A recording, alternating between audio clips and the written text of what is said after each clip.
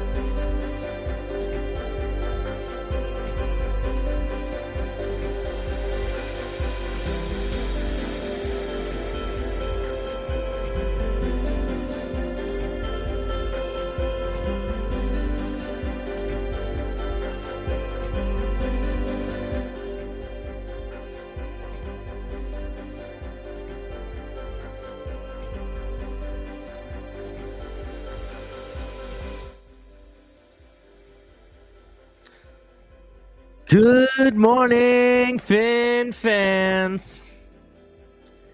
It's a brand new day here at the Fins Tailgate, and it's top of the tailgate with us, early 6 a.m. I'm your host, Ali the Persian, and please hit the like button. Please subscribe, turn on notifications, tell your friends, get ready for a good show. I'm going to introduce my host, the man, the legend. Let's give him some new music here.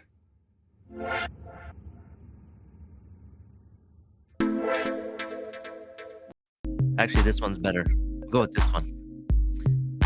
This one's actually called Feeding the Ducks, and it sounds right on core with this man. He's the man, the myth, the legend. Color. What's up, Color? How you doing? Don't they got some reggae ambiance or something? Feeding the Ducks is okay. I'm trying to find what they got here for you. There's that one. There's this one. Do you like this one? You know, I'm gonna have to get a hold of. Oh, that's Miss Finn's outro music. Yeah, Into Space. It's called. Yeah, they don't have. I have to get some good reggae music. I'll get something for you later on, Color. Yeah, we gotta. I gotta like pay for something because there's a lot of good stuff out there I like that we're not allowed to play. Yeah. We'll get something good for you. But Color, it's a new week. It's Monday. Yeah, tell me about it. And guess what I just noticed? What? For how many people we got watching? We got 8 people in chat already. It's 6:15 in the morning, 6:05 in the morning. Man, you guys are awesome. Yeah. Wake up already. Wipe that sleep goop from your eyes. I mean, put it in with your eggs. It's a little extra protein, a little extra gluten stuff, So anyway, I just noticed as I was checking to make sure that we had the stream set properly in the YouTube studio, we are 4 subscribers away from 5,000. That's right, ladies and gentlemen. We are 4 subscribers away from 5,000. 4. Share this thing out. Like it, and let's get those 4 subscribers before Capitan wakes up and fires up the stream. He might have already. Please do me a favor and let's try to get it before he even wakes up today, man. Let's hit 5,000 today, this morning, before the sun even comes up. Let's get it before we even hit the second hour of this show, please. So if any 8 of you haven't subscribed yet, hit it. Just hit it. Yes, definitely Make sure you hit your notification bell.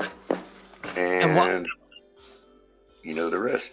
And while you're waiting for us to hit the 4, which we should hit hopefully in the next 10 minutes here, You can check out some of our other content with the El Capitan show and the Finn's Tailgate.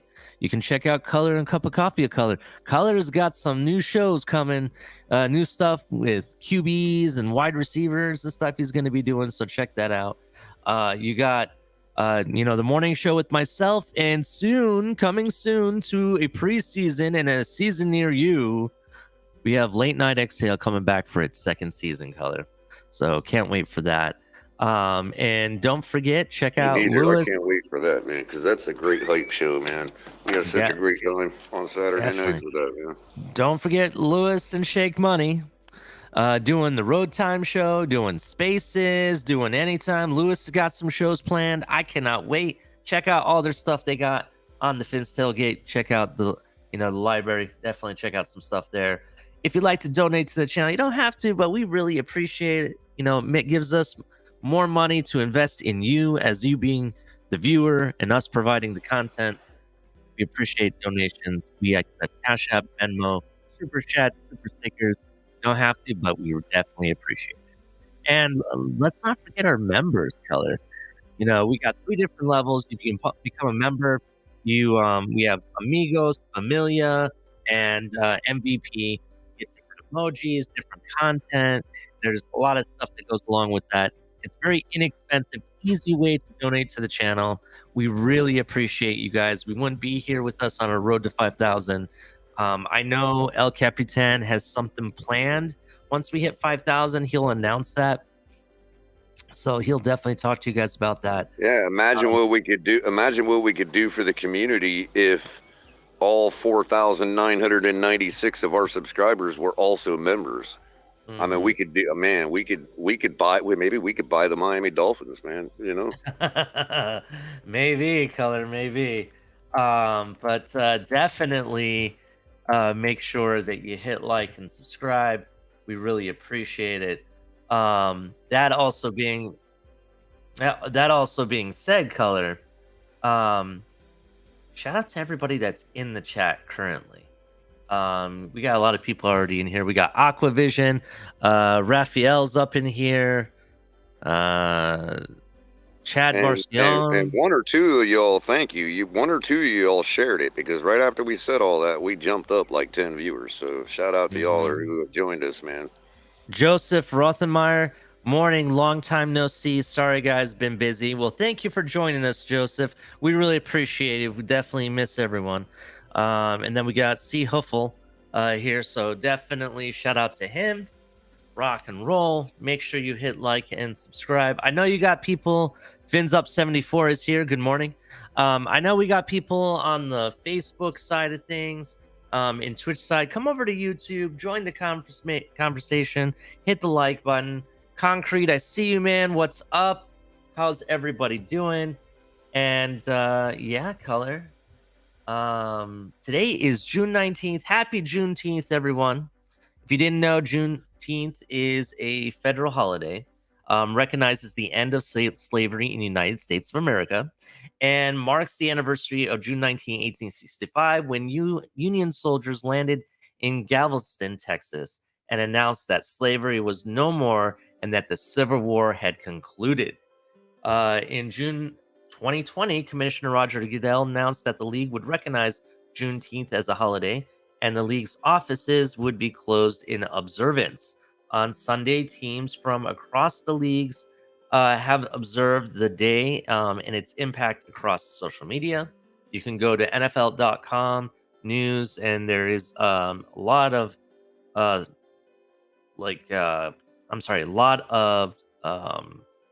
thoughts and stuff by different players and people around the league about Juneteenth and their celebration and things to reflect on. So definitely check that out. It became a federal holiday in 2021, just so you're aware. And it's often celebrated throughout African American culture and bringing awareness to African American culture as well. So shout out to everyone that is celebrating. Happy Juneteenth. It's a new Monday. It's a new week. And we're here to bring the news, all things sports and Miami Dolphins. You know what I gotta say? I got one thing to say real quick. That's kind Mhm. of this is how I think. You know, we don't. Not all of us think of these little nuanced tidbits, but you know, it's really. I think it's really speaks to us all as humans and our ingenuity. Oh shit! That, I that don't mean to cut you off, Color. Real quick, Joseph Rothmeyer is Roach. I did not know that. Shout out to Roach, everybody. If you haven't, find Roach. Make sure you like and subscribe to him too. Go ahead, Color. I'm sorry. Well, I knew. Well, now that he's made it public, I'll just say I knew his name was Joe. I didn't realize that this Joseph was Roach. That was, good morning, Roach. Appreciate you coming by, as always, man. And so what I was saying was, you know, yeah, I think it's a real testament to human ingenuity that, for the same reason Mm-hmm. that a large number of people still had to live under slavery until the slow communication that was the 1800s got to Texas, and things were corrected all the way across the nation at the time. It's that lack of technology. Now we are using the technology that we didn't have Mm-hmm. to bring awareness to that fact. Yeah. And I think that's just a testament to human ingenuity altogether, that we can actually, you know, we have the technology to say, hey, we didn't have the technology back then, so let's use it now to bring awareness to the fact that a large number of people were still living in bondage after the Emancipation Proclamation. That's absolutely true. In fact, if you didn't know, historically, when the Union soldiers did come upon Galveston, Texas, and I apologize if I didn't say Galveston correctly, that was about 2.5 years after the Emancipation was put into law. Do you understand? So, you know, that was 2.5 years later. It took that long for them to get the word out. Hey, these men are free. You're not allowed to do this And anymore.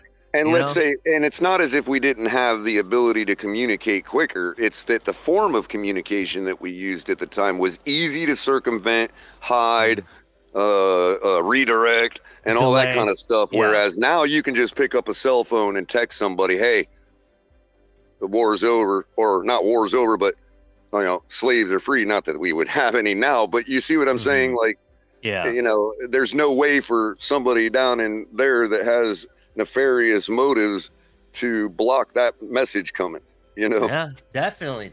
And you know, it is we've gone a long way with It also you know, speaks to our First Amendment right. yeah, absolutely. And you know, look, you're absolutely correct, Color. We've gone a long way when it comes to technology and the internet, social media, with all these different platforms. You can get information out almost instantaneously. It's very impressive. And the fact that, you know, where we've come from, history, and how now all of that plays a role in our lives today. Yep, and It's I think pretty interesting. Juneteenth should serve as a reminder as to what happens when people try to block that communication and block that freedom of expression. Definitely. That's absolutely correct. Shout out to Joe Levesque, Levesque, right? Or did I say that incorrectly? Levesque? Yeah, Joe has phonetically corrected me when we first met, and it is Levesque. Levesque. That's right. Levesque. Shout out to Joe Levesque. Sturdy Bread is up in here. That's a beautiful thought. Thank you. Definitely. Raphael, 3 a.m. in Arizona. Wow. Not a Dang. kid. Well, thank you for joining, man. Thank you for joining. But We you really know what? I tell appreciate you it. this: the weather is absolute. The climate is absolutely perfect at 3 a.m. in Arizona. Just so Mhm. you know. Let's keep the rundown going, Color. Let's not forget to shout out to our affiliates. If you want to look at some cool stuff or need some new things, just check out the links below with our affiliates, such as New seasons, new gear. Show the world what it means to be a fan in 100% authentic gear. Fanatics, officially licensed everything.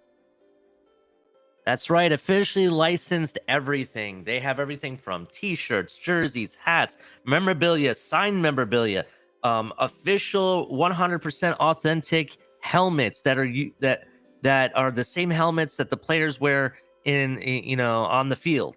They have everything and anything for pretty much every sport out there. Definitely check out Fanatics. Use the link below. It definitely helps out the channel. One thing about Fanatics, they're always having different deals going on. I think they have up to 65% off right now throughout the site on different stuff. They always got deals for like expedite shipping. I ordered a custom jersey on a Friday and I got it Monday color. That's how fast they are, Wow. So definitely check out Fanatics. Use the link below. It helps out. Let's also not forget, and let me get this here. Let's also not forget our other affiliate, Backroom Collection. If you're looking for some awesome artwork, canvas work, or whatever that you want to put in your living room, family room, your bedroom, place of business, your office, whatever, sports room, man cave, check out Backroom Collection. They got some really cool different canvas artwork. And it's customizable too. They do custom work, not just for Miami Dolphins, but other sports too. This stuff is really awesome looking, bro. I'm not kidding. You can even customize the grade of the canvas artwork that you're getting and how it comes and framed and everything. There's a lot of stuff you can do with that. Use code TFTG at checkout to save 10% off your purchase. So shout out to Backroom Collection. Check out their stuff in the link below. Yep. Also, family owned and operated by a husband and wife team. Great people they are. Definitely. And let's also not forget our other affiliate, W Energy Drink. W Energy Drink is pretty cool stuff. They got some really awesome flavors. They're really predicated on letting you know that they differ from the other energy drinks out there because, one, they don't cause the jittering and crashing that you get normally with most energy drinks. They also have a lot of different vitamin minerals that positively affect the brain when it comes to focus and concentration. It doesn't have some of those harmful artificial sugars in there that really can be bad for you and stuff. That's what they predicate themselves on. If you'd like a full review, check out Shake Money's review. You can find it in the playlist for the Finn's Tailgate. He does like a 4 or 5 minute review where he does an open box and tastes it and he gives you his thoughts on it. I know there's some other people in the community that have also tried it that say it's pretty good stuff. So definitely check out Doobie Energy Drink. Again, you can find the link below in the description. That being said, shout out to all of our affiliates. We appreciate them. Help out the channel. Go to the link. Use the links below. We really appreciate it. So thank you. Who else we got in here? Kenna Rankins joined the chat, so shout out to you. Shout out to all of our members, everybody that's in here. Make sure you hit like and subscribe. Tell your friends, Hey, tell your wives. Somebody from over on Twitch, man. Look at that. Sturdy bread. Yeah. Welcome. Definitely. So shout out to them. We got 15 people watching. If you haven't heard, we're on the road to 5,000. We got, 4 people left, Color? Is that the current live count? As of the start of the show, I haven't checked since we started. Let me look.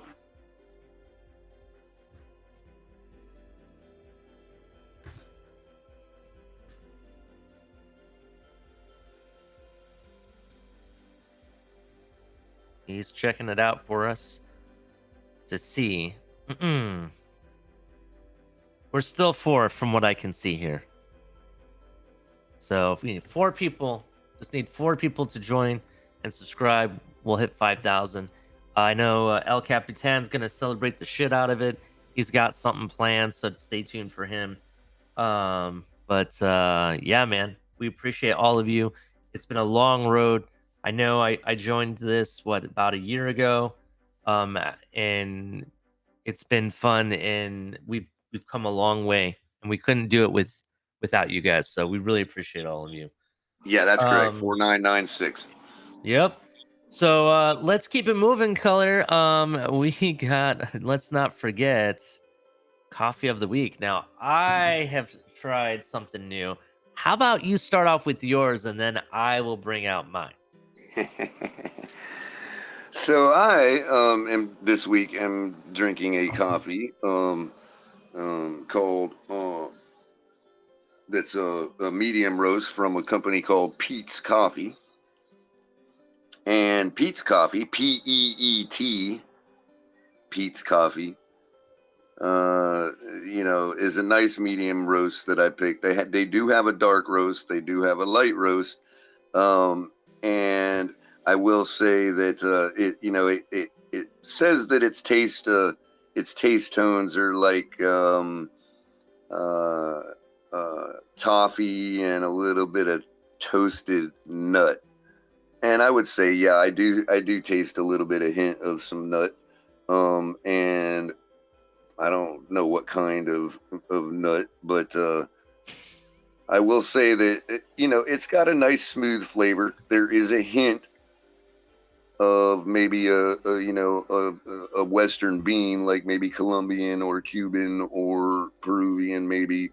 But it's not like the acidity levels aren't to that level of a normal blend from the Western beans.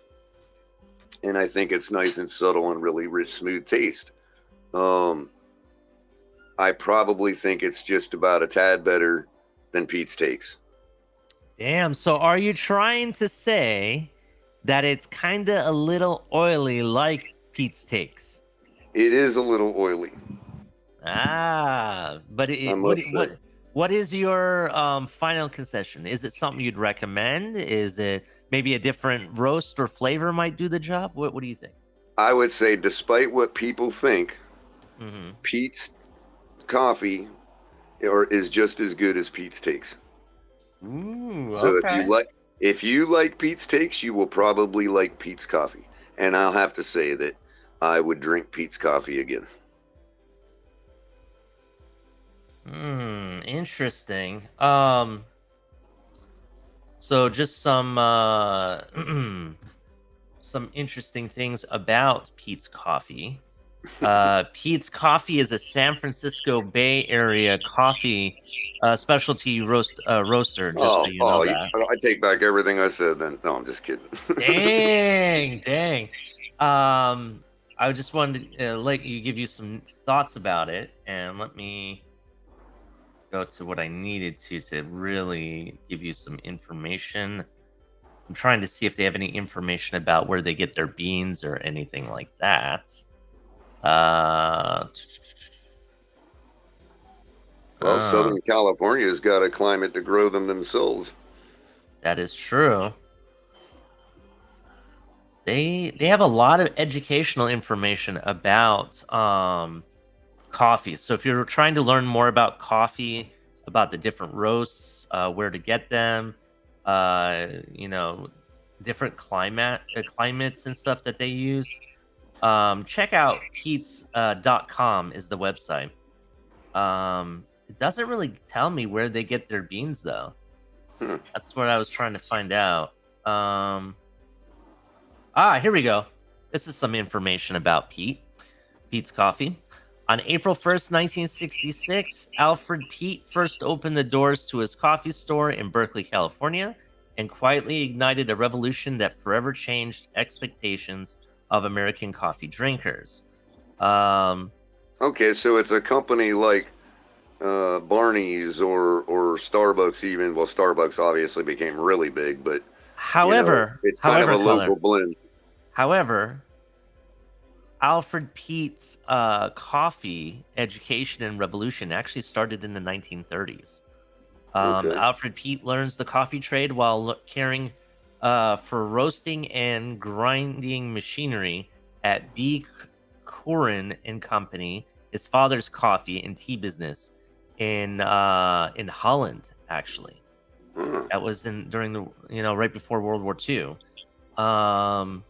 He forgoes college, moves to London to pursue the importing of coffee and tea, continues to make things with his hands and fiddle with machines, essentially.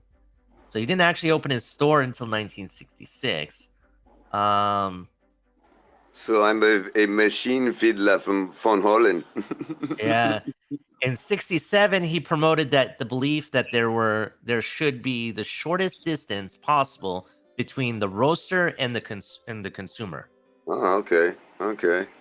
Yeah. So it's kind of like going to the guy's house and He just finished drying his beans from his plants on his porch. Yeah. So, let me just see what it says. I was trying to see if they had any information about their beans or anything. Pete buys Mighty Leaf Tea, consistently hailed as the premium tea manufacturer. So they have a tea company, it looks like, as well. Yeah, it doesn't give me much more. There's like a history timeline, but it doesn't tell me about their coffee beans. A lot about coffee bars, the different flavors. I guess I'd have to look into the different flavors for you, but that's about Pete's. If you want more information, go to peets.com. That's P-E-T-S. I'm sorry, Peets.com. So check out Peets.com for more information about Pete's Coffee. Now, mine, on the other hand, I'm going crazy. And after you get all wired up on Pete's Coffee, go over to YouTube and check out Pete's Takes. Especially coming up this season, he is a little birdie in my ear told me that he is going to be getting back in the swing of fantasy football and giving some good takes on fantasy. So get over to Pete's Takes on YouTube. Mm-hmm. That's PETE''S Takes. Yep. Now, my coffee of the week color, I'm going from your extreme to a whole different extreme.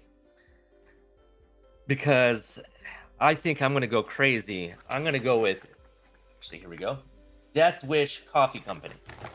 That's right. Death Wish Medium Roast is what I'm going with. Am I going to have the ambulance on standby here? Maybe. It's kind of interesting. It has like this... is this Charles Bronson's preferred blend? It kind of looks like a Jolly Roger pirate type of flag kind of on it. It says Death Wish Coffee. To give you some information about Death Wish, let me do that real quick here. So, rebellious by nature is their motto, fueled by death. To some, a death wish may sound irresponsible, morbid, a step too far, but we believe it's the boldest sign of living life in the fullest. At Death Wish Coffee, we stand for bold souls who never slow down. So get out there and get it done. We'll bring the coffee. Reap what you sow. Death Wish Coffee follows strict grading requirements for all coffee beans to ensure quality and consistency from cup to cup. We source USDA organic and fair trade certified Arabica and Robusta coffee beans from India, Peru, and other countries throughout South and Central America. This means our coffee is made according to rigorous standards that protect the environment and livelihoods of coffee farmers. Now, if you didn't know, we've talked about this before. Fair trade certified basically guarantees coffee farmers a fair price was paid to them for the beans. They weren't undercutted or anything like that. So just so you're aware what that means. Now, redefining Robusta. What is Robusta beans? Death Wish Coffee has harnessed Robusta magical powers since 2012, before other coffee companies caught on to its resistance to climate change and the ability to brew a bold cup. We're bold enough to find the best qualities in Robusta and give these power-packed beans proper care through processing at origin and roasting at our manufacturing sites.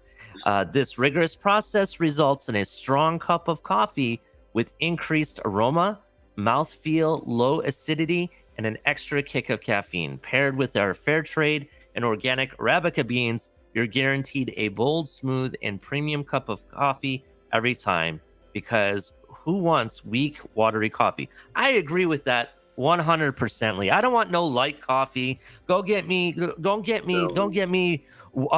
I would like coffee with my water. I don't want that. I want a real bold, smooth flavored coffee. Death Wish Coffee Company claims they're the world's strongest coffee. Just so you know that. That's what they're claiming.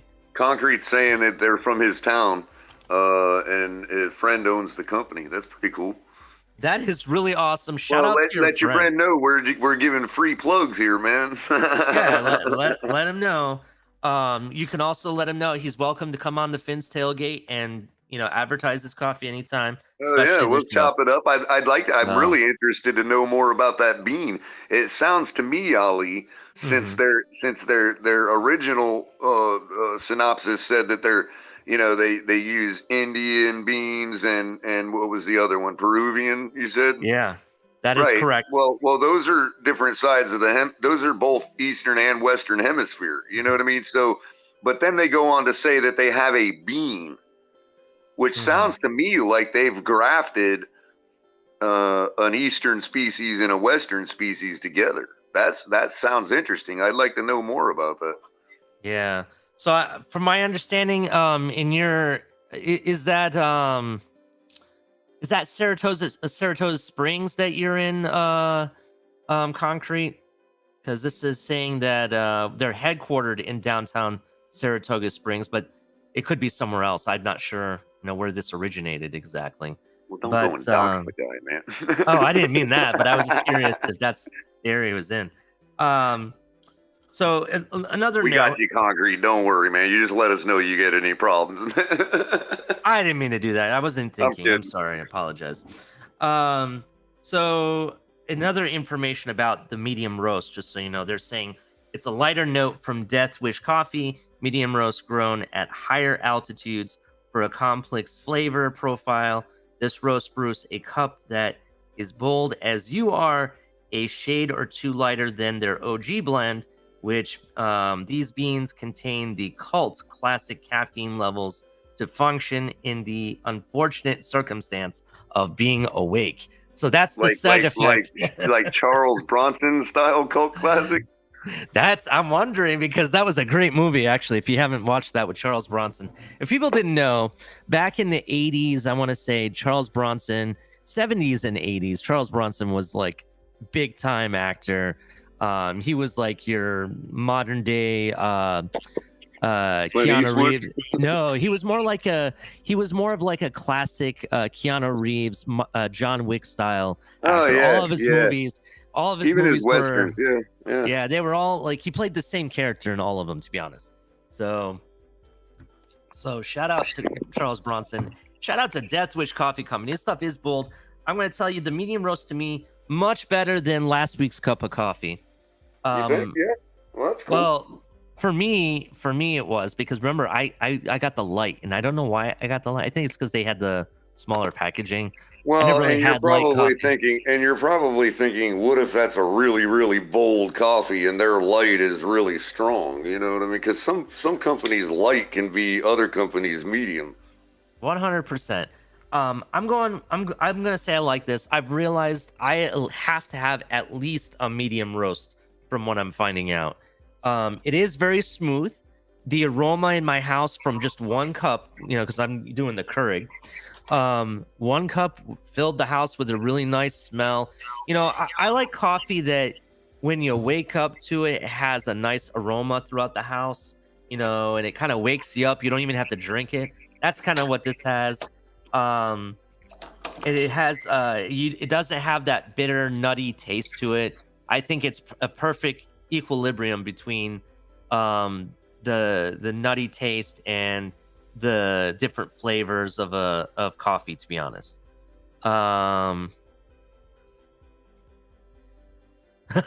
Concrete says you grow wings with a cup of coffee. That's funny. Shout out to Shake Money. Shake Money's up in the house. Shout out Smitty2K. I see you. Definitely. There's some content going on. But anyway, that's my thought process on this. I'm using a little bit different creamer this time around, Color. My wife got me Italian sweet cream, so I'm trying to see if I like that at all. Oh, that's cool. Yeah. Yeah, I just got my normal half and half with a squirt of Snickers. Well, the reason I kind of just asked her to get a different flavor that is just really a sweeter taste, not necessarily, it didn't have to be Italian sweet cream, but the reason I asked her to do that was because I thought about this. If I start getting into coffees that have more of a, and I know it sounds weird saying this, nuttier taste, I guess. I wanted to make sure I didn't have creamer that added more of that nutty taste to it. I know. You know what I I mean? was trying to be careful earlier. It's like, just what does nut taste like, Ollie? God damn, color. No. You know what I mean? I wanted to make sure if it has more of that nut undertone and let it. I'm not sure what flavor of nut I would say, but because like different nuts have different tastes. Like cashew, peanuts, pecans, walnuts. You know what I'm saying?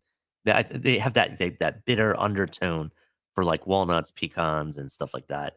I wanted to make sure that I wasn't adding to that bitterness. You know what I mean? So that's why I told her to go with something a little bit different, but not too over the top. So she landed on this. So I like it. It's not bad. I think I'm still on board with either hazelnut or an almond creamer. Personally, I just like almond creamer for some reason. That's just me for some reason. I don't know, but Yeah, the hazelnut I just can't do, man. Again, it's so overpowering. I'll smell it for a week. it's an acquired taste. You know. But let's keep it moving. Shout out to I mean, I coffee. love the taste of it. Don't get me wrong. I eat Nutella. I eat hazelnut. Whatever. Mhm. But it's not in my coffee. Definitely. Let's keep it moving, color. Shout out to Coffee of the Week. If you haven't checked them out, you can get Death Wish at Walmart, online, Amazon. Go to their website, which Death Wish, just so you know, is deathwishcoffee.com. Pete's was PEETS.com. It's spelled P as in Paul, EETS.com. So definitely check out the different respective coffees.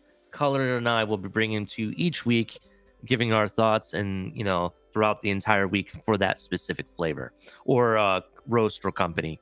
So shout out to that. But let's keep it moving. What next line? We have Cause for Cleats. Yes, Cause for Cleats, if you didn't know, is back. Every day we have a new Cause for Cleats. Today's Cause of Cleats, just so you're aware, is Zach Seiler's Safe Haven Foundation. And if you didn't know, let me bring this up real quick. Zach Seiler's Safe Haven Foundation. Not all classrooms have walls. We aim to impact young people of all abilities through a shared passion of the outdoors combined with a cultural enrichment focusing on original stewards of the land we now call Florida, the Seminole and Mikosuki tribes. Sorry if I didn't say that correct, color. I tried my best. Their objectives is to create a series of achievable year-long engagements that connect the Seiler Safe Haven Foundation and Seminole Tribe of Florida.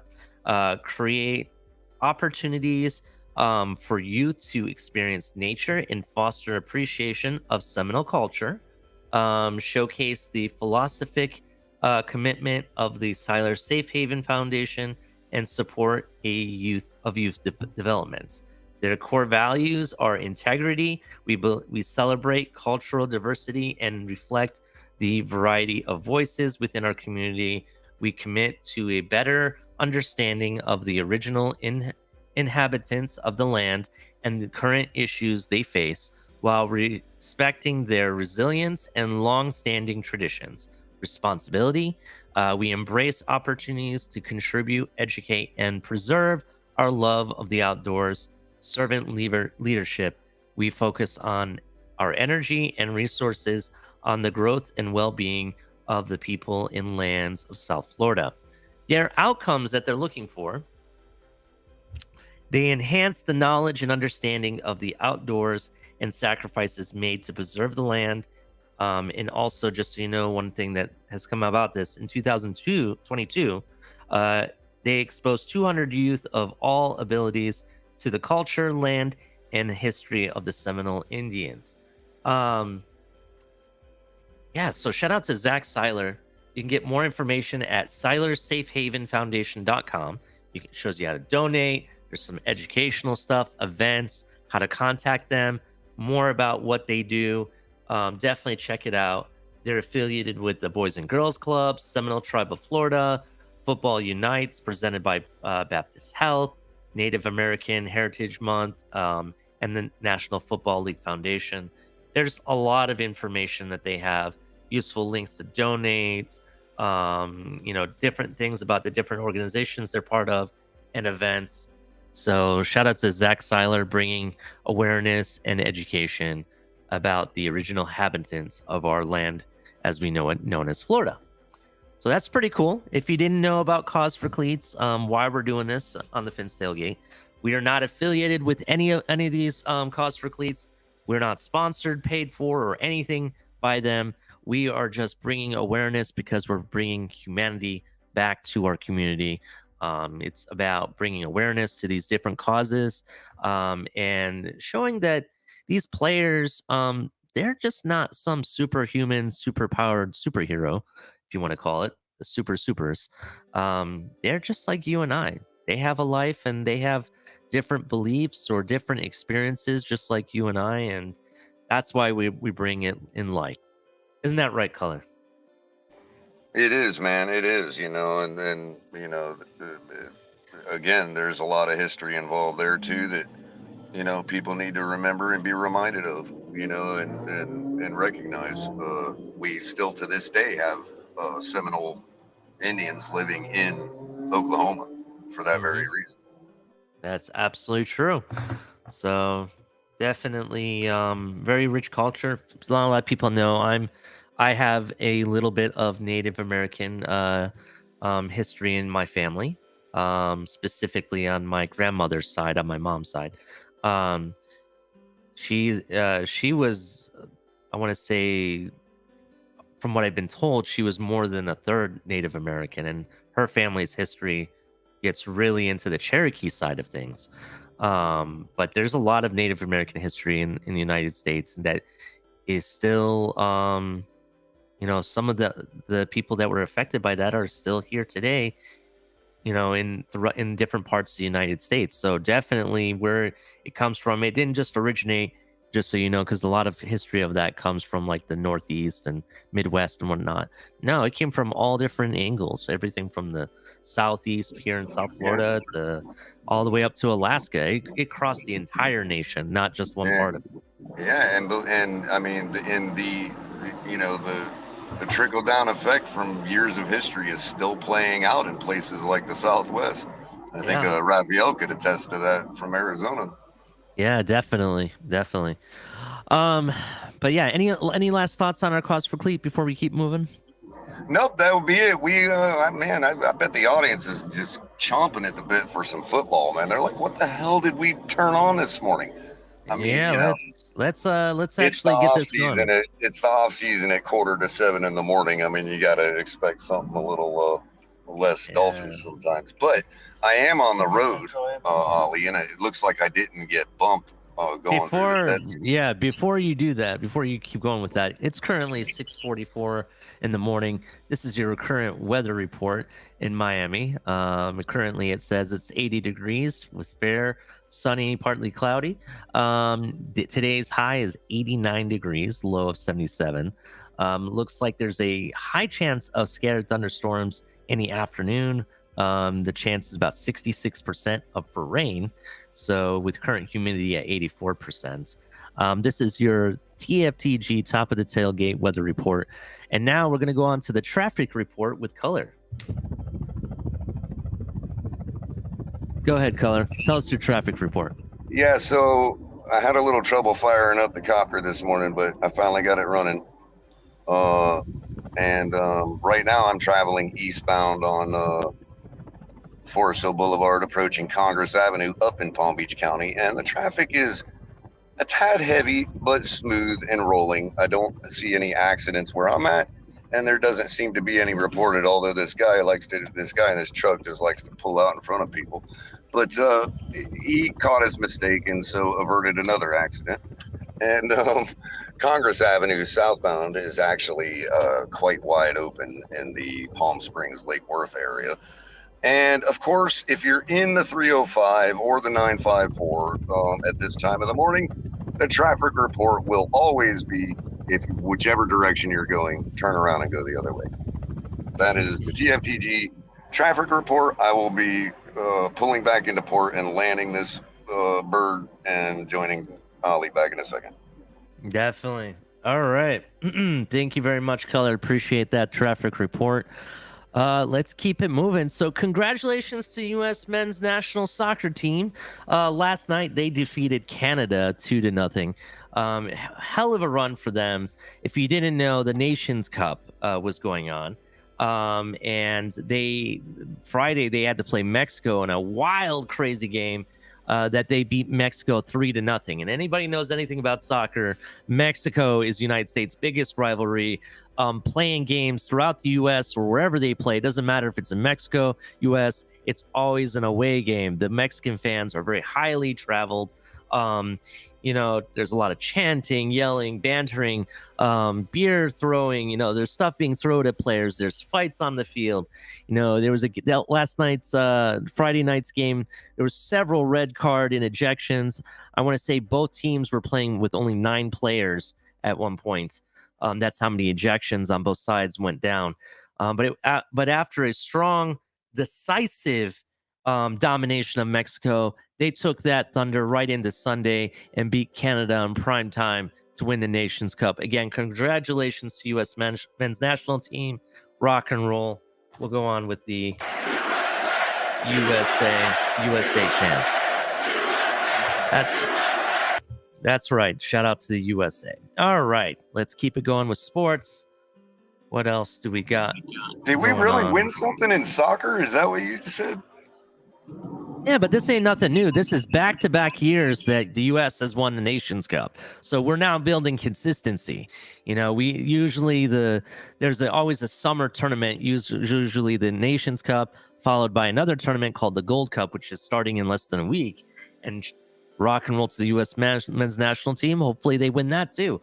But we do actually win quite a bit of stuff when it comes to the CONCACAF, which is the U.S.'s conference that they're in, along with Canada and several other Caribbean and Central American teams. So shout out to the U.S. men's national team and their goal for as they move forward towards the next World Cup, which they're partnered hosting with Canada and Mexico.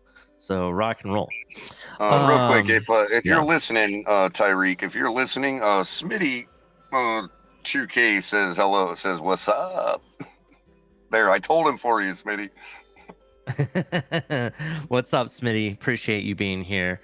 V21's also in the house. Shout out to you. So Adam Sadowski's here. Go USA. Thank you. I appreciate that. Not only people know I'm as much as I'm a big American football fan, I'm also a football fan or soccer fan as well. Those are the two sports that I follow mostly for the most part. So let's keep it going, Colors. So time for some football. A lot to talk about going into this week. And according to Bleacher Report, they've ranked the best running back duos. Here is a hint. The Miami Dolphins are not on this list, Color. Have you looked at this list at all? What was that, Ali? I'm sorry. So Bleacher Report is ranking the NFL's best running back duos ahead of the 2023 season. The Miami Dolphins are not currently on this list. Do you think they deserve to be on this list? Let's how large is the list? Top how many? Oh, this is the top. There's 7 total. It's with some honorable mentions. Then absolutely not. 99 yards a game is not going to get you top 7 in this league. Nope. So we'll start from 7 and go up, and I'll give you the names, and we'll see if they're deserving. So the number 7 is the Detroit Lions with Jahmyr Gibbs and David Montgomery. David Montgomery is a pretty honorable running back in his own right. Played for Chicago, very effective in the run and passing game throughout his career. But he's also been filled with a lot of injuries as well. Then you have Jahmyr Gibbs, who's strong. I don't know what you want to call him, a scat back or different type of running back when it comes to the the style of running back that Montgomery is. This guy is effective in the passing game. He's like your Kamara style. I don't know what you want to call it, H-back. I don't really have a word. He's not a wide receiver. He's not a running back. He does it all. Very shifty, speedster. Does everything really good. Yeah, he definitely looked great. I mean, we were hoping to nab him in the draft for us on draft night. I remember looking at the. He went way early to the Detroit Lions. They're like, nope, we're not even going to wait. We're going to take him now. But do you think it's fair that even if he looked good and everybody wanted him and he was a high draft prospect and all that, do you think it's still fair to be ranking their running back room like that with zero information on the guy playing in the NFL, coupled with David Montgomery? I mean, is that really top 7? I don't really know, Color. I don't really think so, to be honest. Exactly. Yeah, there's some other running backs I thought may have met this list, but they really didn't. Seattle's number 6 with Kenneth Walker III and Zach Charbonnet. I think what they're looking at is the potential of what they could do, or that's what they're looking at. With the first team on the list, or the 7th, I should say, we're definitely defining a highly subjective opinion here, because as IMAX says, agrees with me, saying he's unproven. So yeah, okay. I just wanted to frame the mind of the person that made the list. That's all. Yeah. So I mean, I think that's what it is. They're looking at the potential of fair enough. As long as we know that going into it, that's fair enough. You know what I mean? Yeah, I think that's what they're looking at. I mean, you look at, like, for example, Zach Charbonnet and Kenneth Walker III. Both are blue-collar style running backs. Both played in the Big Ten at one point, specifically Kenneth Walker, who went to Michigan State. He was the guy I wanted here in Miami. I was hoping we would land him, to be honest. Zach Charbonnet also was a guy that could have landed to us, who played for Michigan for a hot minute before transferring to UCLA and was very effective in both worlds. I could see the potential there. Both those running backs are very good runners. The next on the list is Alvin Kamara and Jamal Williams of the Saints. That's an interesting. They're number 5 on this list. Color, keep it moving for a hot minute. I'll be right back in just 2 minutes. Sure thing. So I mean, as far as the running back list goes, I mean, look, I like Jahmyr Gibbs. I really wanted him. Coupled with David Montgomery, I don't know, and. I'd look to see. I don't have the list in front of me, so I don't know what Ali's about to tell us and all that. I'm going to completely speculate. But on a sidebar, we still don't have any news yet on any moves at running back for us. So while we're waiting on Ali to get back to let us continue the list, I want to remind everybody I am still working diligently on the top 25 most productive passers of 2022. And I want to get into, specify something real quick while I have a chance. Give me just a second. We're all going to say goodbye to Mom. She's getting out the car. She is a caregiver at a hospital and she is going to work. Everybody say bye, Mom. Have a nice day. Bye. Anyway, so what I want to clarify is that you might have heard different verbiage just now. I would have said I wanted to say most productive quarterbacks of 2022. The problem is we have about 4 to 5 quarterbacks that amass enough yardage to count towards production overall as a quarterback when others don't. And now that's a choice, yes. But in order for me to go through and factor the yardage in for each one and touchdowns for each one that they had on the ground, I'm going to simply say that, instead of going through all that, because it can be kind of subjective, because if you're talking about yardage production on the ground as opposed to the air, is yard for yard equal? I don't know. Are they just as valuable in production? Do I award a half a yard for one or the other? No, I ain't going to go through all that. So I figured instead of that, we'll make it a raw list of top 25 Of course, I'm going to rank all 32, but I'm going to announce the top 25 passers of 2022. And look, the thought is, if I credit Lamar Jackson and Josh Allen and Justin Fields and Jalen Hurts and all these guys with their yardage on the ground, then I might as well credit every quarterback for every handoff they made, because that's a decision by the quarterback too. Sometimes half and half, I'd say, for those quarterbacks that are able to, read a defense and change to a running play or something. My point is, that's what's happening with the running quarterback, is they're seeing the defense play out and they're deciding to run it. So how's that any different than flipping it out to the running back on a toss sweep or something or whatever? So,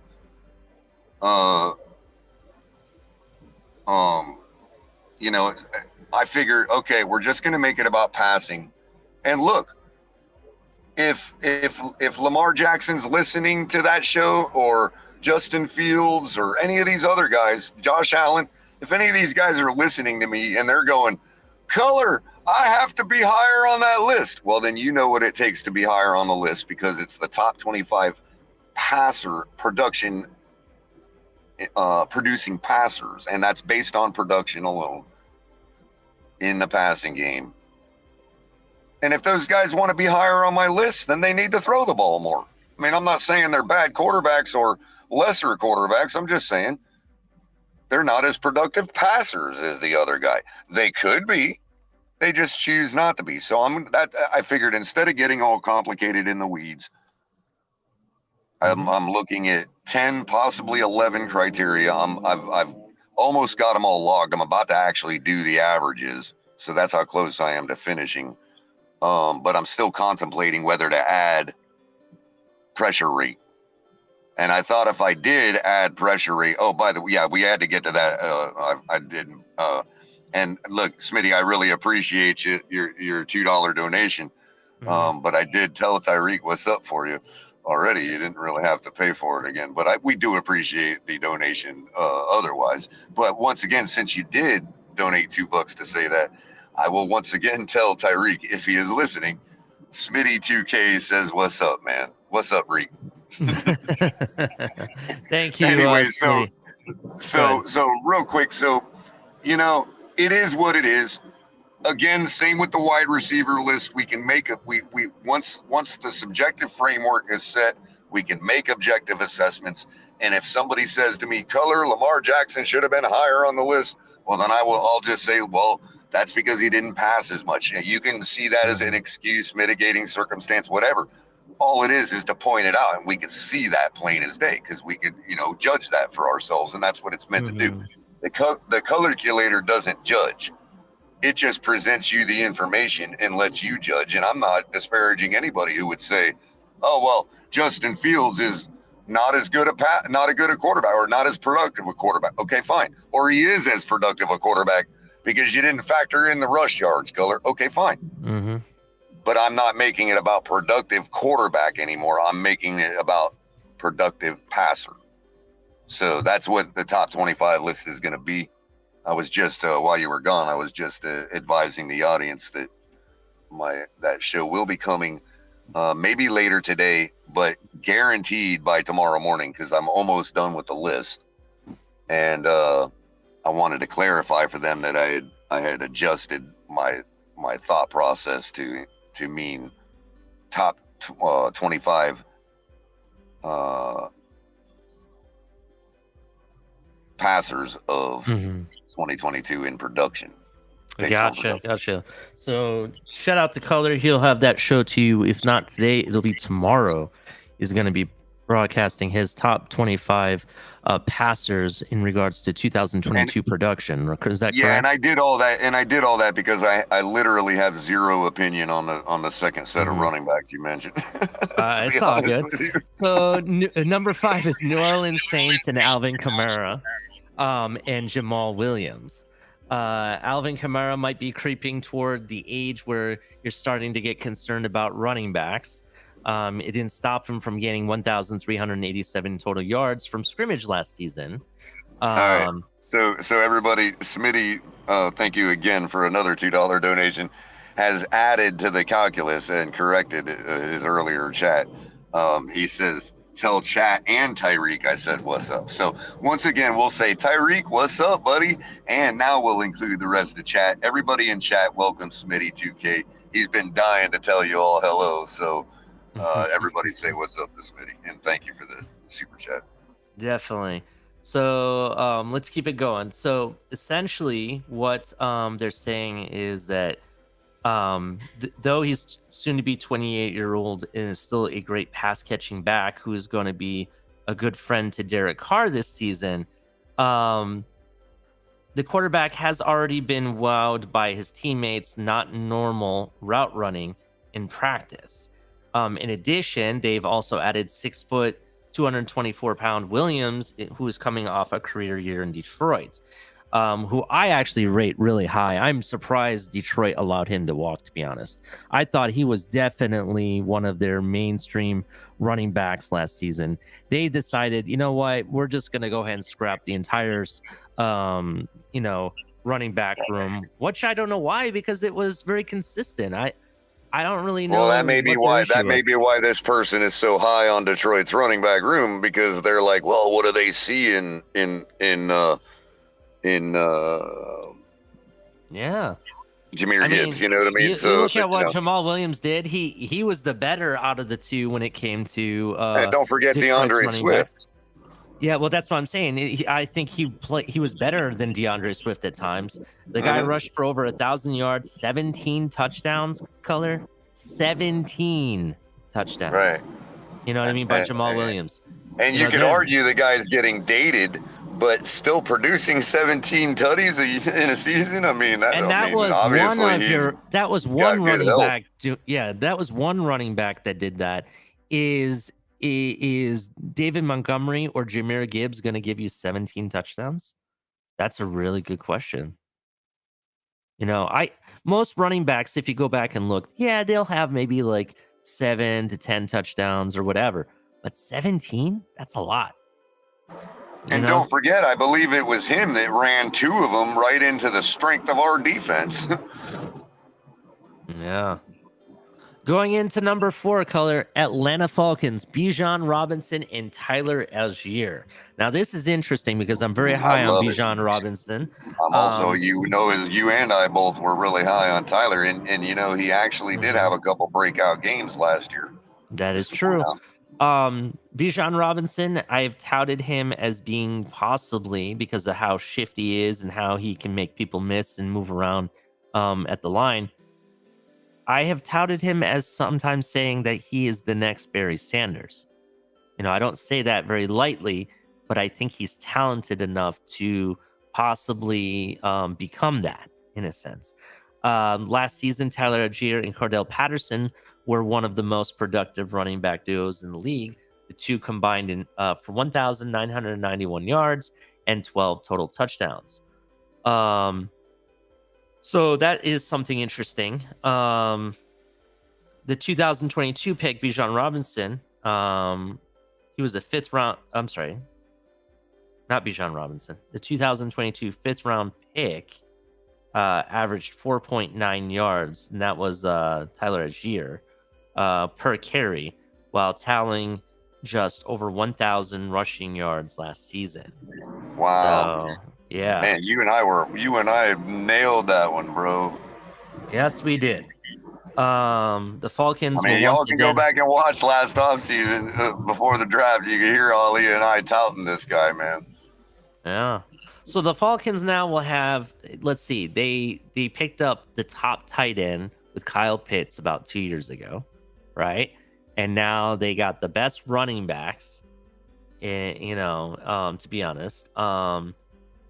If Robinson is able to live up to the hype, this offense, as they say here, this offense is going to be as dangerous as the combination of Robinson and Algier allows them to be. You know what I mean? That's going to be a sick running back room. That is a very, very solid running back room right there. I have to agree with that. Now, the next one, I honestly think Atlanta should be ranked higher than this, but this is just me. Cleveland Browns, Nick Chubb and Jerome Ford is number 3. The pairing of Nick Chubb and Kareem Hunt has been one of the best duos in the league since the Browns brought two together in 2019. Chubb does a lot of heavy lifting. Hunt's apparent departure leaves the room for a new sidekick to emerge. Now they're saying that Ford could be the guy. Ford was really only used as a return man last season, but running back coach Stump Mitchell recently told reporters that he has a skill set that allows him to do anything and everything. I don't know, bro. It's the Cleveland Browns. Their running back room with Hunt and Chubb was very dynamic. They were able to be very effective, in different ways. They had different skill sets that allowed them to be very productive in their own right. I just don't know if the next guy is just going to come in and, pick up where Hunt left off. I just don't know about that. Nick Chubb is a really good running back in his own right. I can't, falter him. But one thing that has happened more recently is that the Cleveland Brown running backs have been kind of injury plagued from year to year. Let it be Hunt, or there's an injury to Chubb, or vice versa. You know what I mean? So, any idea why the school crossing guards are out this morning with no children? I believe there's still school today, isn't there? Is there school today? Yeah, I believe there is. Okay. Yeah. Let's see here. I could be wrong about that though. I don't. Well, actually, I kind of need to. It's off season. What am I saying? School today? It's the summer.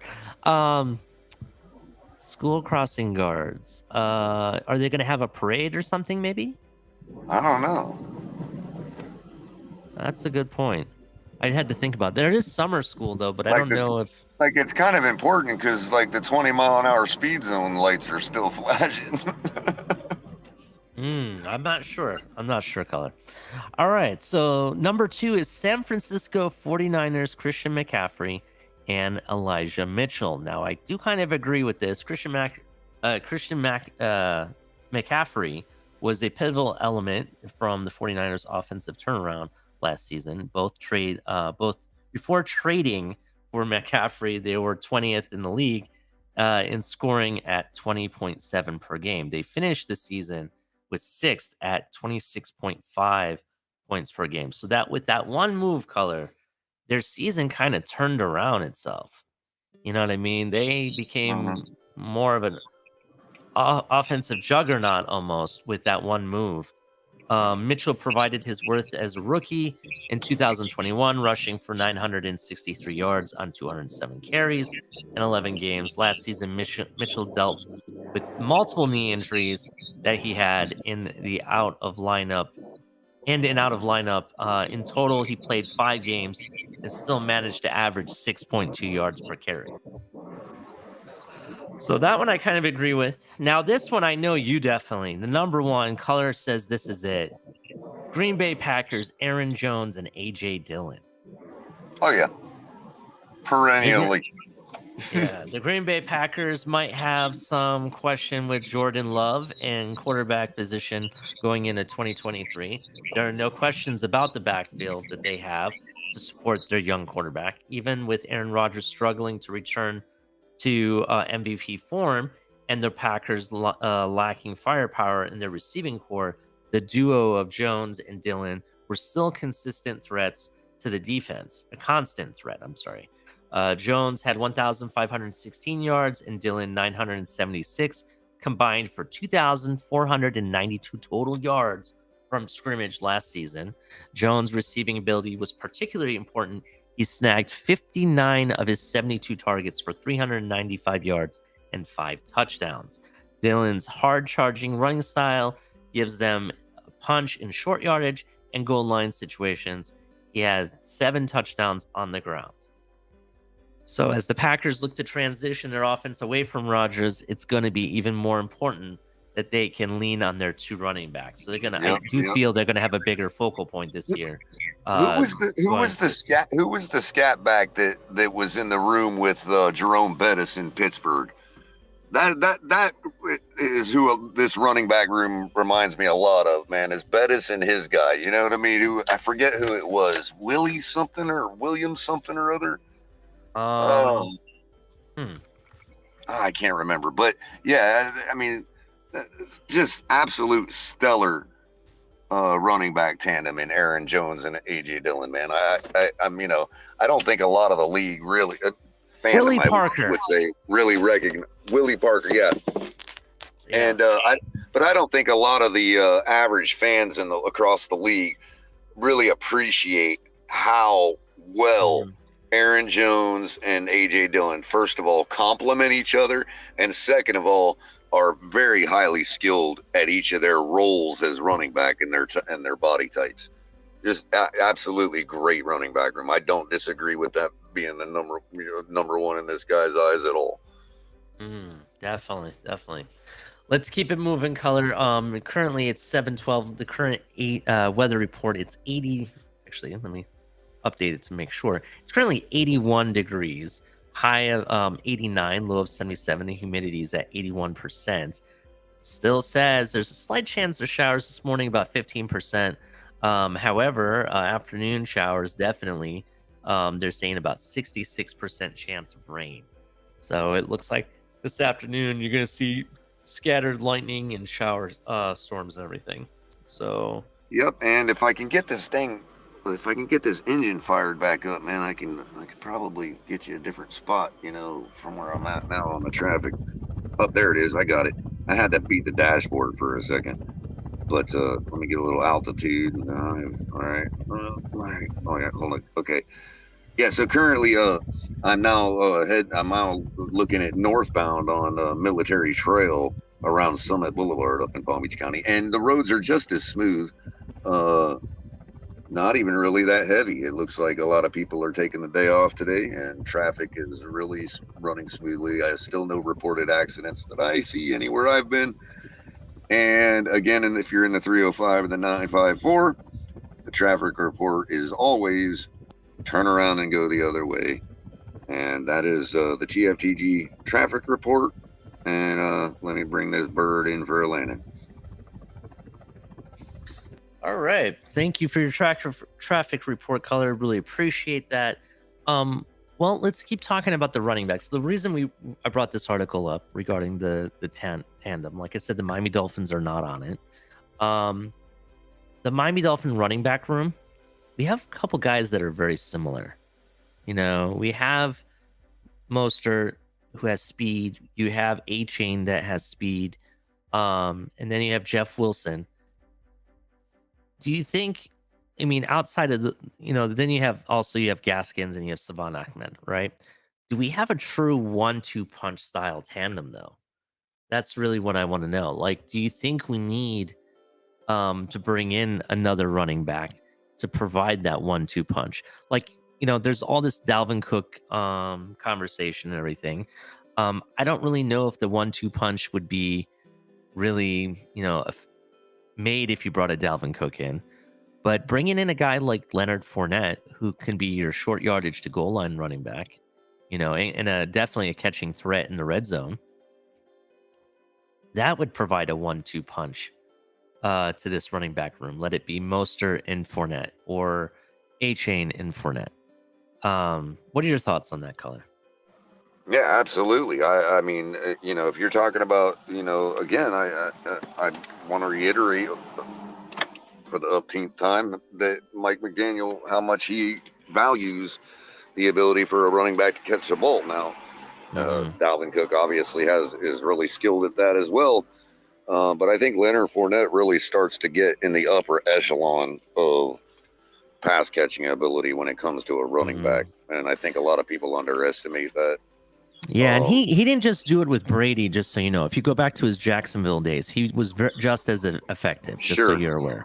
And, and I was just going to say, and he's a little bit bigger bodied guy, which for a guy that can catch the ball makes it quite valuable when you're talking about catching the ball at the 2-yard line and just falling into the end zone. You know what I mean? So, we got to really look practically at what we're trying to do with our offense.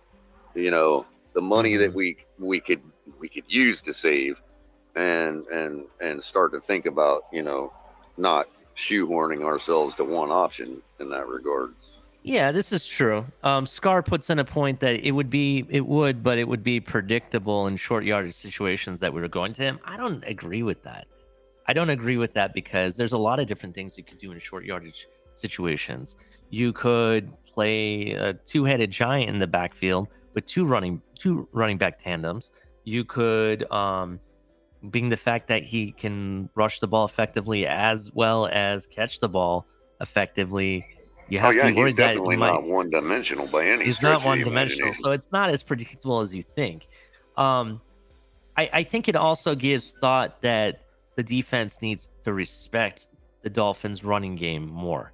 It's one more thing they have to respect on the field, and they Another have thing to you account have to for. account for on 3rd and 2, absolutely. Now, don't get me wrong.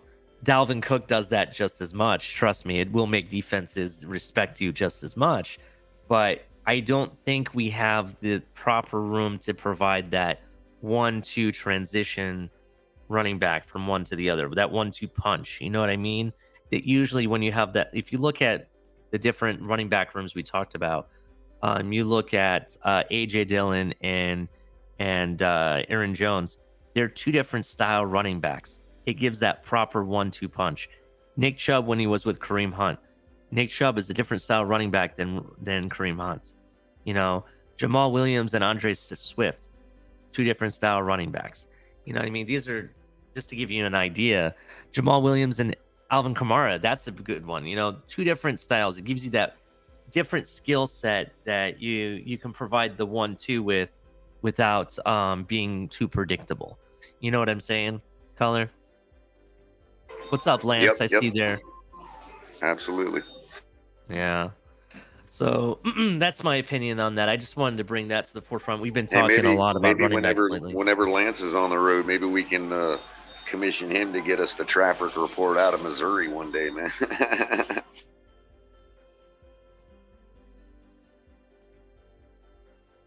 All right. That being said, so let's keep it moving here. Let's see here. What do we have next on the docket, Color? So we talked about Zach Seiler's foundation. Let's actually keep talking about him. So what kind of contract do you think Zach Seiler is demanding? That is a good question. And let me bring this up. I'm so sorry, Color. Here we go.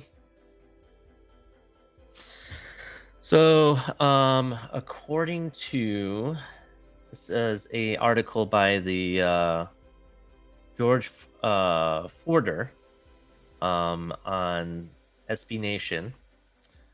What kind of contract Zach Seiler keeps Zach Seiler a Miami Dolphin? The man deserves to get paid. Will the Dolphins fork up enough dough? That's the question.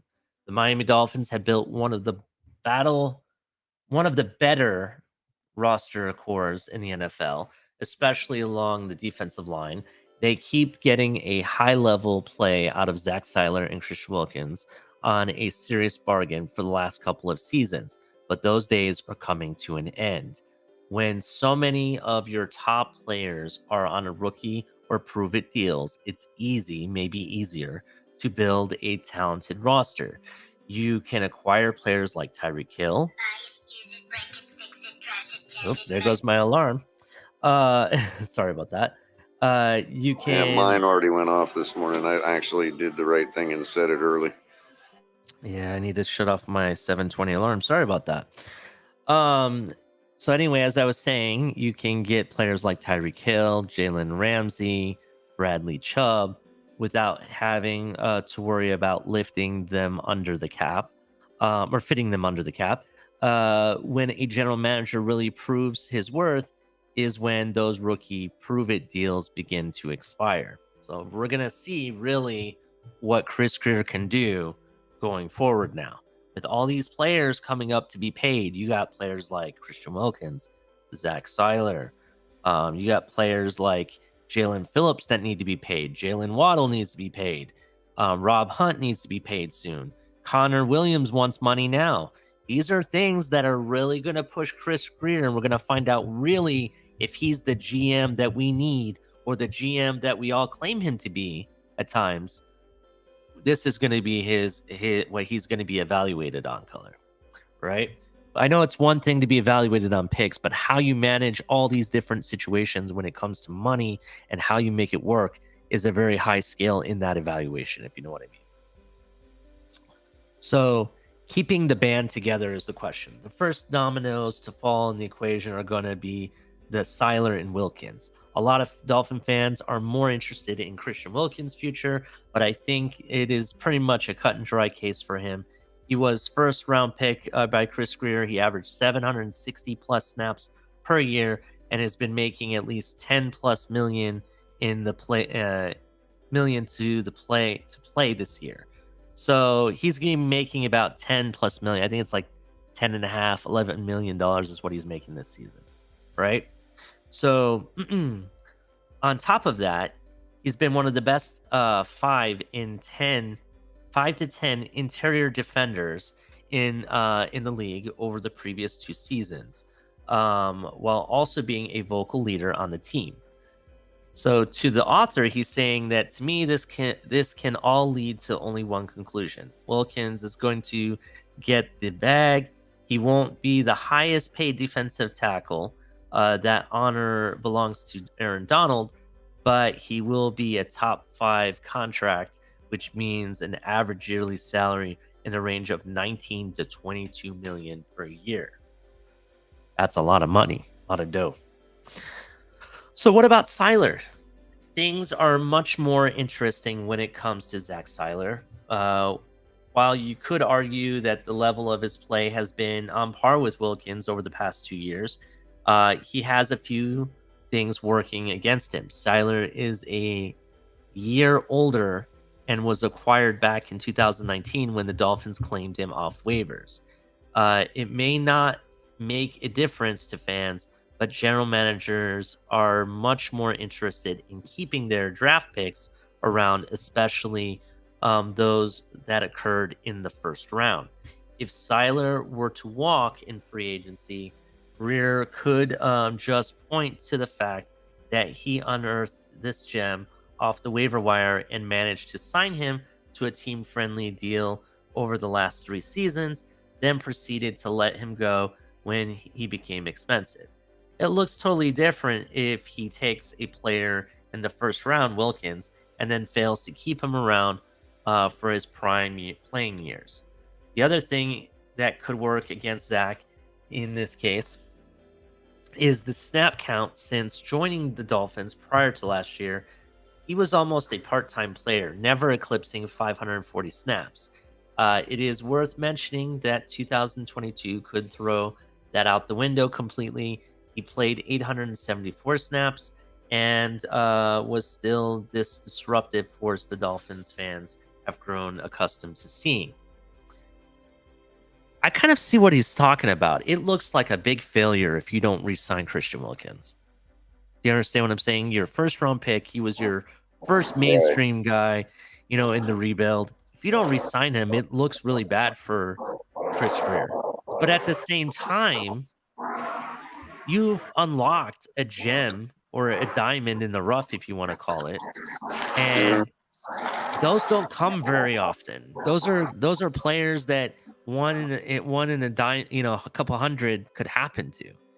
And let's be real. This past season was eye-opening of what Zach Seiler did for this defense.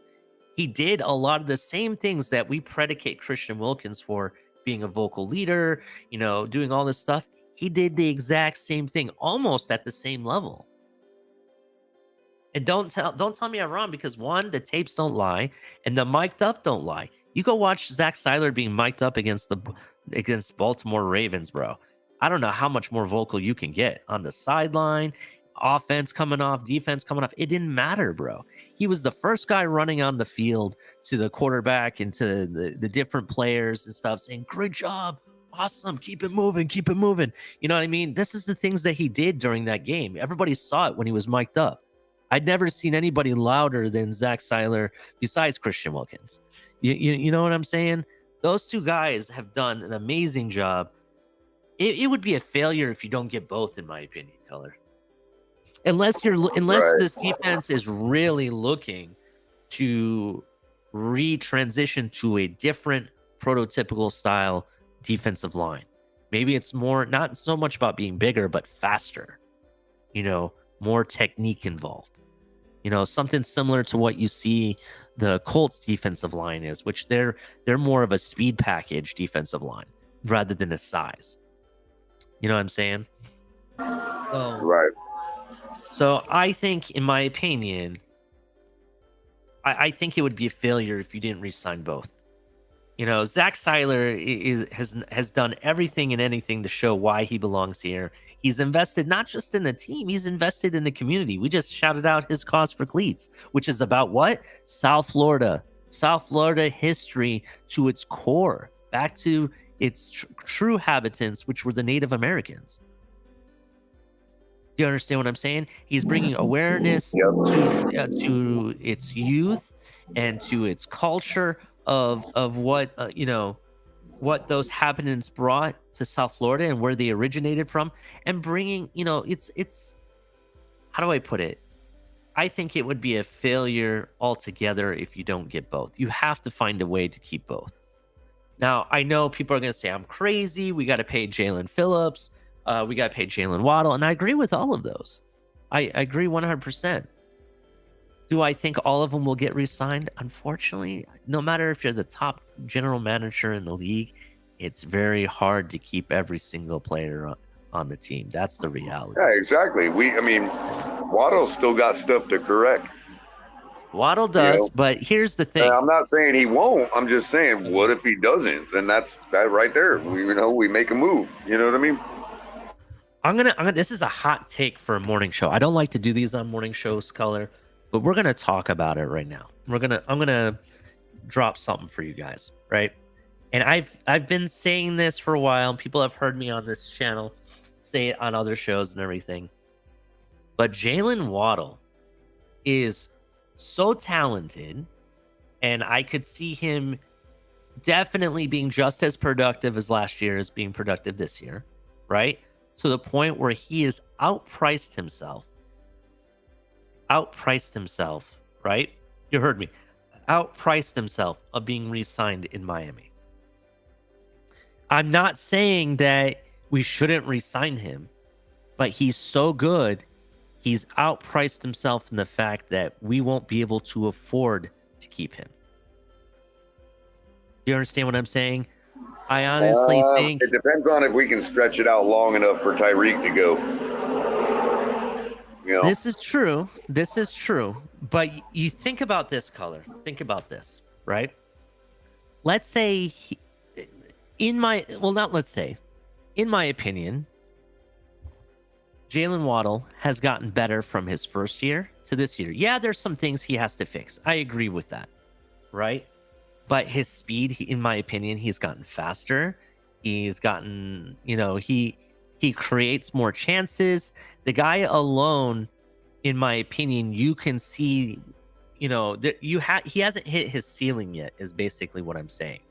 You know what I mean? The upside to him and what he can do, he is going to be an elite top 5 receiver at some point, in my opinion. Now, I understand you might not think that, and this is if he fixes the catching with the hands rather than the body. If he fixes that, don't get me wrong. No, that he doesn't have that. The yardage and production he gets isn't predicated on whether he fixes the catching problems in the clutch. I know, but what I mean? That's how I rate. Go ahead, Color. I was going to say, because he still scored, 8 touchdowns. I mean, he was still productive in the points as well as the yardage. This is true. So now, talking. Go ahead. Was the timing terrible for those 3 drops? Absolutely. And that's what being in the clutch is. You know what I mean? Yeah, and see, I think because he's a year, another year under the system and another year older, I think some of those things he's going to start, you're going to see much more improvement. He's going to hold on to the ball better. He's going to catch with his hands more, and he's going to become more productive. I can see this happening in the future. You think what you see now is the end result. I don't agree with that. I think next season, 2023 season, when we start this season, I think you're going to see a new and improved Jalen Waddle, where Agreed, he's a lot more. You can't get much more efficient than he already is. Yes, I think you're going to see better results, more results, but that is also going to cost him, not cost him, but cost the team a lot more money. Whoever wants to sign him, or if we try to renew him, it's going to cost us more and become more expensive. With or without Tyreek, right? His amount, his financial worth is going to skyrocket. That's what I'm trying to tell you, right? So, Yep. can the Miami Dolphins re-sign him? They could, but it's going to come at the cost of losing out on another player, right? Because somebody's got to go. If it's not Christian Wilkins or Zach Seiler, it has to be Jalen Phillips or Rob Hunt, or it's Jalen Waddle. Somebody's not going to get re-signed. That's my point, Colin. That's my point of bringing this up. I think Jalen Waddle, if I'm the Miami Dolphins, and you know that he's going to demand one of the highest paid because he's so good, right, at this point, you're going to end up cashing in and trading him at his highest value, which is after this season, Color. That's my opinion. Now, should they? The Belichick move would have been this offseason. Hold on. And do I want them to? No, I don't want them to. I want Jalen Waddle to stay here forever and retire at Miami Dolphins. Right. That's the reality. But do I think they will? I don't know how they can do it if you're going to re-sign all these players. I just don't know how you can do it. And maybe there's a way. I'm not a specialist or whatever at the cap or whatever. I know it can be manipulated. I know there's a lot of restructuring that can go, but how much can you restructure? How much are you going to push back on the back end of things to make it work? That's really what you got to ask yourself. And if you're going to take that risk to maybe possibly risk your future of your team, as much as we like these players, one thing you have to think about, the NFL is changing all the time. You have to change your philosophy, adapt to the change, accept and embrace change all the time, where you may have to restructure your defense. You may have to change your typical, formation or whatever it may be to what suits, the NFL season and what you have to go up against. That's why I said, do we sign these two defensive tackles, or are we really looking at a restructure of the defensive line, similar to what you see what the Colts do? That kind of speed package of smaller but faster defensive tackles and whatnot. That was really what I was getting at, but I just don't know how you can re-sign everybody. That's really back on the Waddle front. Yeah. I mean, if he breaks out to the point where you're looking at a Randy Moss type star because all of a sudden he's catching everything thrown to him, couple that with his God-given ability to run routes and his speed. If you're talking about that level of performance, no, you throw him the bank and he's a Miami Dolphin for life. You know what I mean? He's our guy. And then you deal with Tyreek and getting him out the building. You know what I mean? If that's what you got to do, Yeah. But if you're talking about breaking out to where it's like, oh, great efficiency again, great production, but man, we keep he doesn't push us over the edge, then he's a commodity for another team because other teams will think he is, and he'll still be holding value in the offseason next year. Because again, I believe the move to do what you're talking about was this offseason, where people are still under the impression, especially given where he landed in efficiency this year, that he's not that they'd be wrong for thinking he's elite. But what if he doesn't correct the catching issues? The clutch issues. You know what I mean? So Scotty is saying you guys are looking at all the wrong players that aren't getting re-signed. Players that will make money room for your guys are Ogba, Baker, Davis, and X. I agree with some of that. X, I don't know if we re-sign him after this season. We did bring in Cam Smith, but here's another thing. We still haven't signed Cam Smith either, which is really weird. I thought Cam Smith would be in the bag by now, being the fact that Chris Greer, really liked him, as well as he played with Greer's son. There was some things there I thought maybe that would go a lot more smoother, but we haven't re-signed him. Why? Is it because we're waiting for the market to be set by the other corners throughout the second round or something? Or I don't know what really is the slowdown for that. Go ahead. And Scotty's not wrong. All of those guys will allow you to, chip back some money, and nickel and dime some money back to yourself. But if you're talking about a move like Waddle would allow you to build an entire position room, you know what I mean? Like if you needed to rebuild an offensive line, or if you needed to, stock your running back room or whatever, Waddle could get you the type of haul that could single-handedly help you build an aspect of your team. Whereas, all these other guys, you're going to get the 2 million, 3 million savings here and there, the 1 million, and it gathers up. But when you're talking about actually making a move to cash in into a bunch of guys that are above average talent at their position, that a guy like Waddle is going to get you that. Yeah, I agree. And if he does, a la Herschel Walker, Khalil Mack, Laramie Tunsil,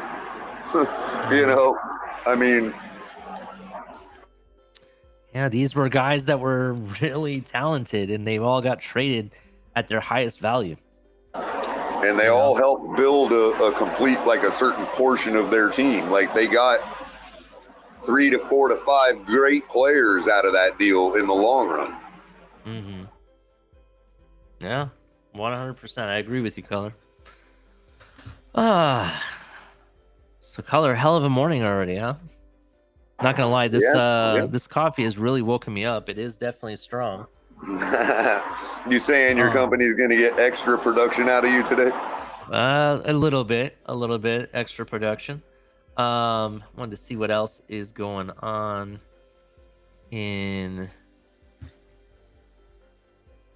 see if there's any new news or anything we can talk about real quick. Next thing you know, you get a company memo saying that they're donating a portion of everybody's salary to Death Wish Coffee. That's true. Definitely true. All right. So we got about 20 minutes left. I'm just checking to see if there's any last minute Dolphin news that have come out. And then we'll probably open it up to the chat for some Q&A. Oh, this is an interesting thing. I'll bring this up, Color. Let me actually put this up on StreamYard. Just give me 1 second here. I forgot about this, actually. Put it over here so I can bring it up. By the way, good morning, Scotty, and good morning, Flava J. Yeah, good morning to both of you, gentlemen. Thank you very much for joining. I was remiss in not telling Scotty good morning before I refuted his comment. See, Michael K made it to the chat, trying to say he didn't get the notification. No, we know you're lazy, Michael K. Don't be trying to blame it on the notification, man. Michael K., every morning, Monday through Friday, from 6 a.m. to 8 a.m., it's Top of the Tailgate. You should know this by now. We've been doing it long enough. So, all right, here we go, Color. This one I want to talk about. So, we got, this is the highest graded Miami Dolphins in the PFF era since 2006. Now, we're going to start from the bottom. This is an infamous tight end. I thought he was like a go-to first downer for us for a long time. Anthony Fasano, his highest rating was 82.5 at number 10. He was a hell of a tight end back in the day. This one I don't know if I agree with. Number 9, Devontae Parker, 82.7 is what they had him rated at. Do you think he lived up to the potential for that rating? Or has he yet? We lost Color. I'm sorry. I was asking the guy at my local breakfast restaurant whether he wanted to say hi to everybody on the Finn's Tailgate, and he looked at me. He's a young guy. He looked at me like, no. You remember that scene in Bad Boys 2? remember the girl's boyfriend at the door with Will Smith and Martin when they were doing with they were shaking down the girl's date, and Will Smith asked him a certain question that I won't repeat here this early in the morning, but the kid's response was like, "No, sir." Like he was all like, like, "Wow, I can't believe you just asked me that." This kid was just like that. He's like, "No." I'm like, "Oh, come on, they're good people." Yeah. No, Lewis, I see you. Good morning, Lewis. I see you in there. No, we haven't talked about that yet. Actually, good point. Interesting notes on this rating that I liked a lot of these players. Cameron Wake being the highest, that was pretty impressive. Jarvis Landry, 90.4. It's surprising that there's nobody on the current team that's rated in here in the top 10 of this. That's what's surprising. Like, where's Tyreek Hill? You would think he would be one of the highest rated in the PFF era, and he's not even on here yet. You know what I mean? So that's kind of interesting. That's why I wanted to bring it up. But that is a good point. Let's actually talk about what Lewis is talking about. Let me bring that up here. And I think, Lewis, you put it in the community chat. What's PFF stand for? Pay for fandom? I forgot. That could be, color. That could be. Lewis, put it in the chat. Are you talking about the report that came out about the Buffalo locker room source? Is that what you're talking about?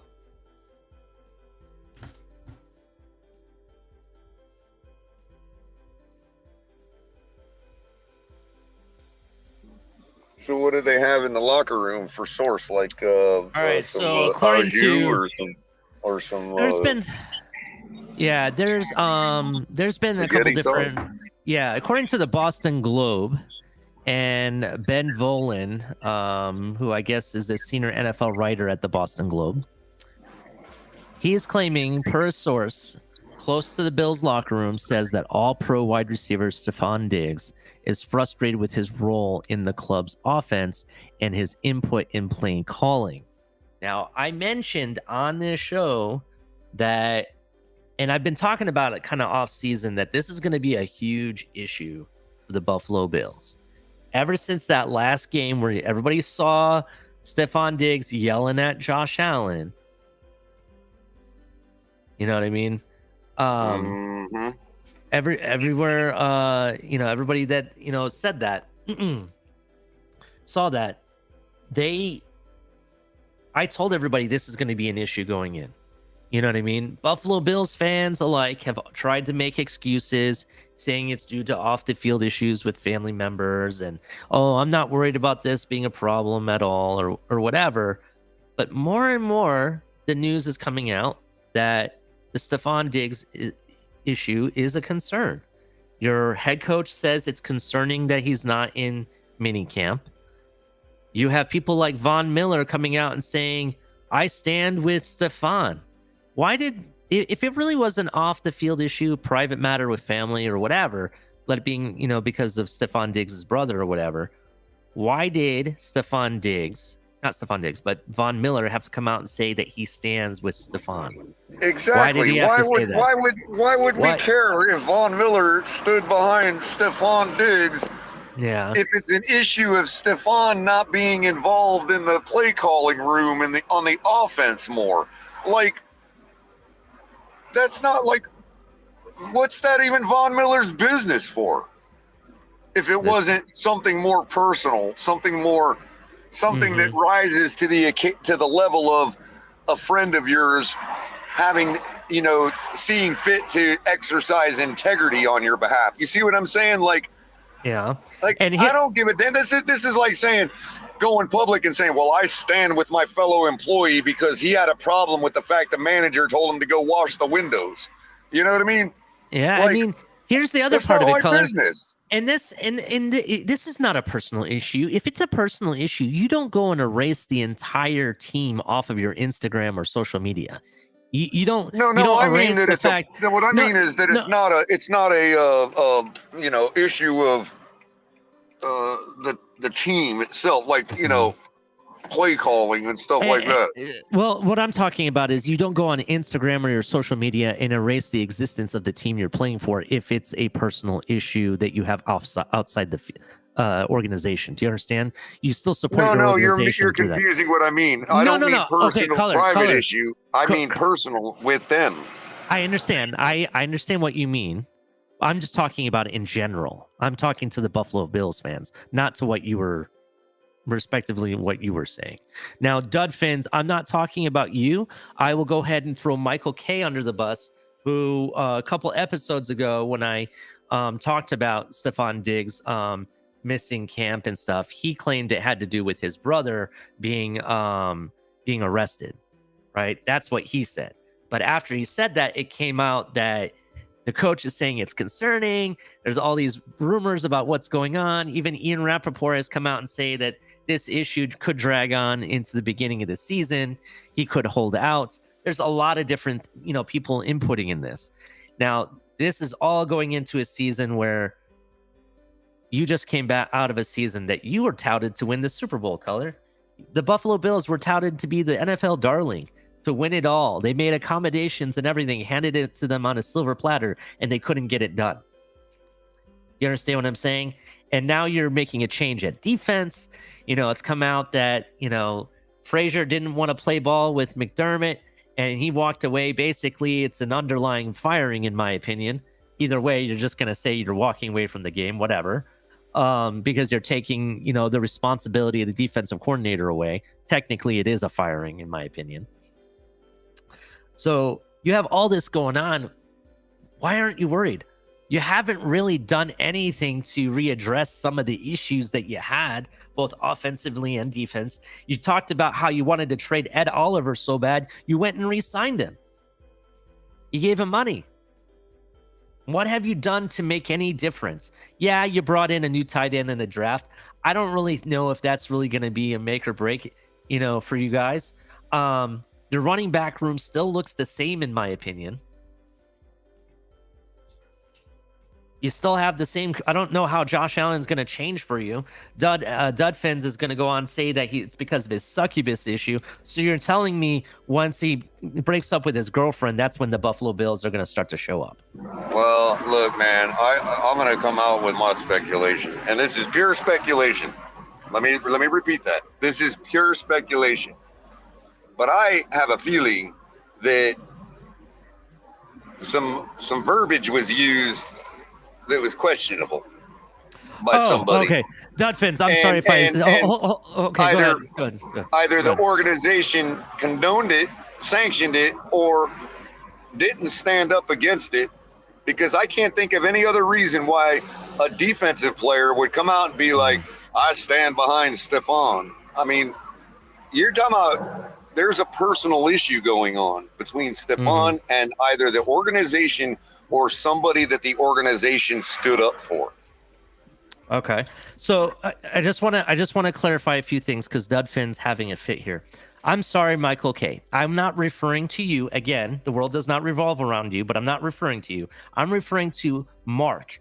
Mark is the one that said that it had to do with the off the field issues and his brother being arrested for the assault issue that he's going through right now, right? But all of this, that the issues that they're pointing out in the media and the stories that are coming out and per sources has to do with Stephon Diggs and the organization, not Stephon Diggs and off the field issues. That's number one. Number two, How? Hold on. I'm not done yet. Sure, Hold on 1 second. I'm sorry. Go ahead.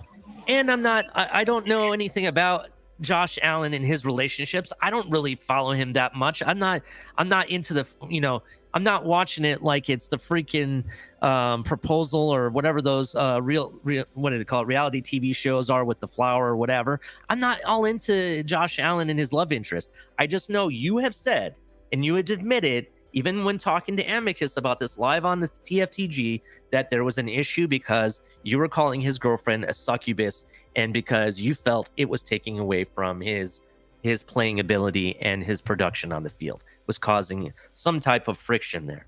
But I do agree with Lewis. The demise of the Bills is upon us, and the Bills want to sit there and turn their heads to it, but it's happening. Go ahead, Colin. Well, Stephon Diggs has to know that he's already destroyed their season just for the distraction alone. He has to know that. So he has compromised 52 other guys' chances to win, including his own. Okay. And you don't do that unless you have a serious personal issue with somebody there and you don't want to be there anymore. Lewis, in you other can words, definitely that's come up to me. Yeah, I understand. Lewis, you can come up. I put the link in the TFTG Twitter DM chat. You can find it there. You're allowed to come up anytime you want, bro. You don't even have to ask.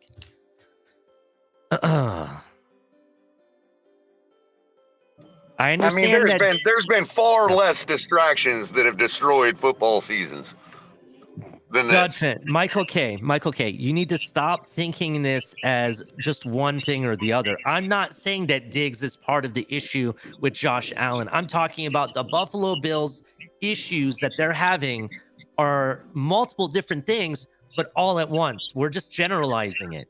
All right. I understand that the Diggs had nothing to do with the succubus issue. Look, I get I'm gonna that. say it like it is. Josh Allen is stat padding, and the organization is supporting him in doing it at Stephon Diggs and Gabriel Davis's expense, and that's what Diggs has a problem with. That's my personal opinion.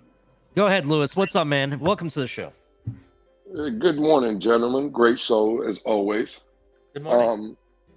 Yeah, I kind of agree with Color and Ollie. Both of y'all are making great points. For me, I just think, to Color's point, right, the infighting, I think it was Color that said about Von Miller choosing, or no, it was you, Ollie, that said when Von Miller said, I side with Stephon Diggs. When you start having things like that happen within an organization, that the infighting has already started. When the players are picking and choosing sides already, right? Exactly. It ain't about play calling at that point. Right. It's just there's something bigger going on. And for me, this is where I think the demise comes. Because what happens if Buffalo gets on a 2-3 game skid? All you're going to hear about is people pointing fingers. It's this, it's this, it's this. And I just think once you see the infighting start, that's when the demise comes. They're killing each other from within. You see what I'm saying? There's a bigger problem. To Color's point, I don't think it's just play calling. I really do think that the Bills is over. It's over for them. I don't think we're going to start seeing the Bills this year, what we've seen of the Bills the past 2, 3, 4 seasons. I really don't. Lewis, you just, I'm sorry to interrupt, but you just made a point that made me think of something else. Could it be that McDermott just simply has, like, his message has gotten stale? Like, that's part of why a window closes, is because you have the young guys come in at the start of your rebuild, and now by the 4th year, those guys have all heard the same message every single year. And that starts to, the coach can start to lose, if he doesn't have the ability to kind of adjust that message or make it sound different, even though it's the same thing, let's win, rah, rah, rah, that a lot of times that message gets stale, and it's a snowball effect that happens where you pretty much just have like a silent coup going on. Absolutely, Color. I completely agree with that. Absolutely.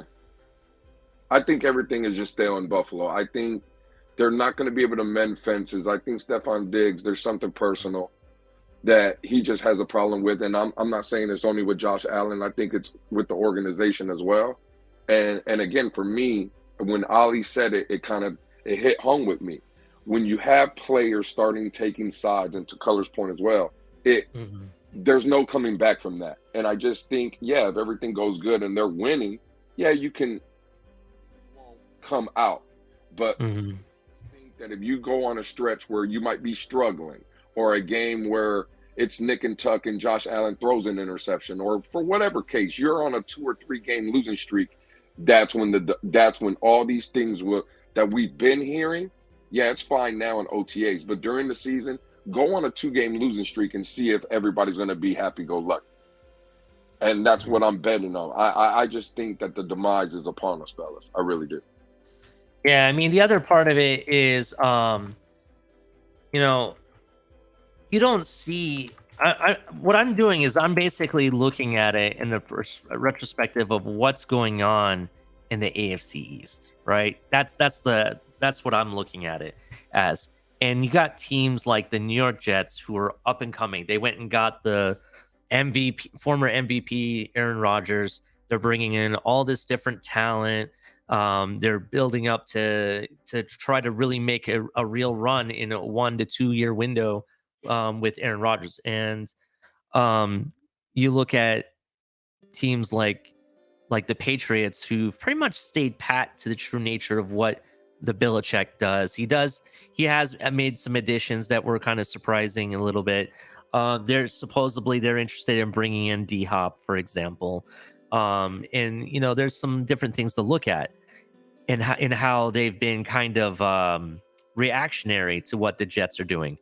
But the Bills, they really haven't done anything to change who they are, to kind of promise that roll that success into next season to compete against, the Miami Dolphins or the New York Jets. They didn't fix their running game, which was a big issue last season. They didn't bring any new defensive line talent. They went ahead and re-signed the same. It's really all the same. And even the defense, even without Leslie Frazier, I don't really see how the defense is going to be any different. You've lost some key players, like it or not. You have, especially in the linebacker core. And I just don't know what they're going to do. And they want to sit there and turn around and act like everything's hunky-dory. Well, you don't see people in Miami Dolphins camp yelling and bickering about each other. You don't see, players calling out anybody. That was like, what, 10, 20 years ago now? Now you don't see that anymore from Miami. You know what I mean? You're seeing all this stuff unravel, and we haven't even started training camp yet. The beginning of the season hasn't even started, and you have all this stuff going on. It is ridiculous, just in my opinion. Yep, and if you noticed last year, it kind of looked like they ran into a brick wall towards the end of the season. And if the season would have had to go to another 5 games, we could have started to see a losing streak from Buffalo.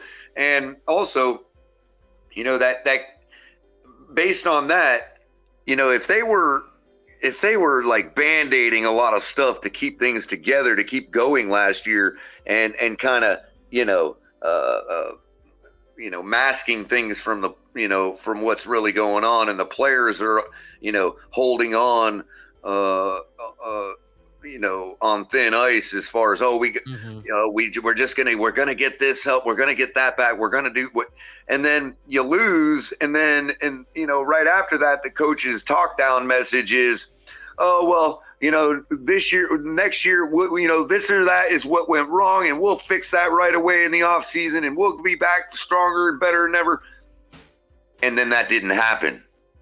You see what I'm saying? And everybody's like, we did nothing, and we were holding on, and we were expecting all reinforcements, and now they're telling us reinforcements ain't even coming in the off season.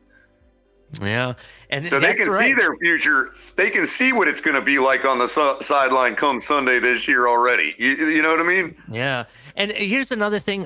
Just one last thing I want to bring it up, because we got to close the show down soon here. So according to Scotty, Diggs is the receiver that's been unnamed in several reports, that a player who lost $8 million gambling in 2022. And according to him, it's allegedly there was a bet regarding Josh Allen. If that is true, then Stephon Diggs is not playing for the season. I'm sorry.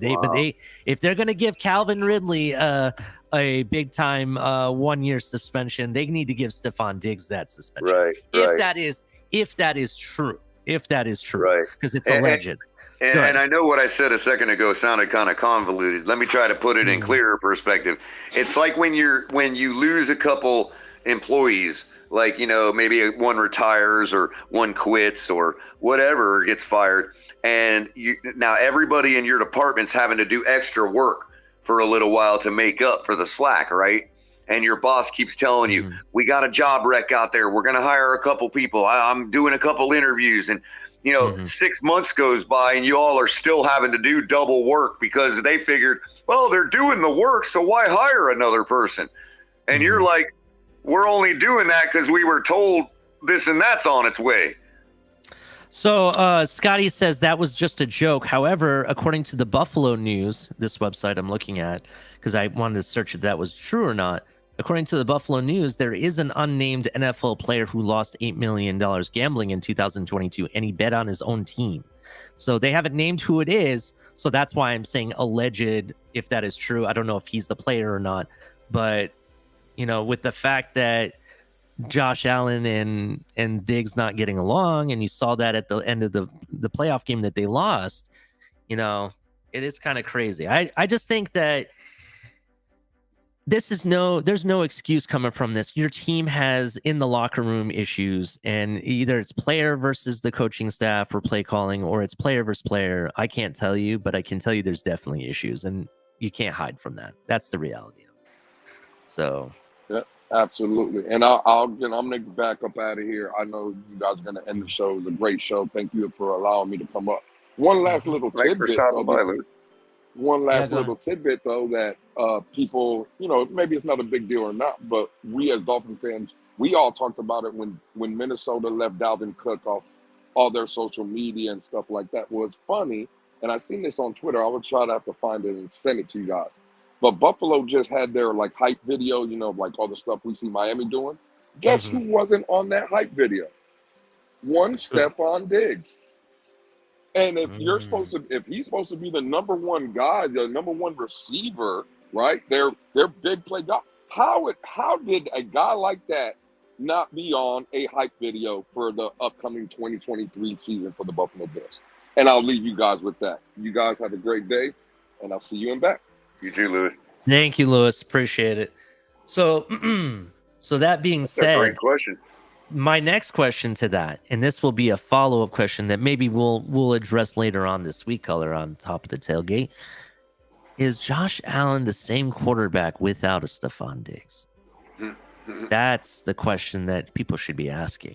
Because people have stated they brought in Stephon Diggs to make Josh Allen, but is Josh Allen really Josh Allen without him? That's really the question that we're going to have to ask. But make sure you hit like and subscribe. If you didn't know, we're on the road to 5,000. We are currently, and this is the most recent update, Color, we have 4,997. Wow, 3 away, man. We are 3 away. 3 more people. Make sure you hit like and subscribe if you haven't already. That just means the next wave is going to smash right through it. I know El Capitan has something special to do for the 5,000, road to 5,000. Make sure you're subscribed because you're going to want to be part of it. Tell your friends, tell your kids, go on your burner accounts if you have them. I know people do. Go ahead and become a subscriber. We appreciate it.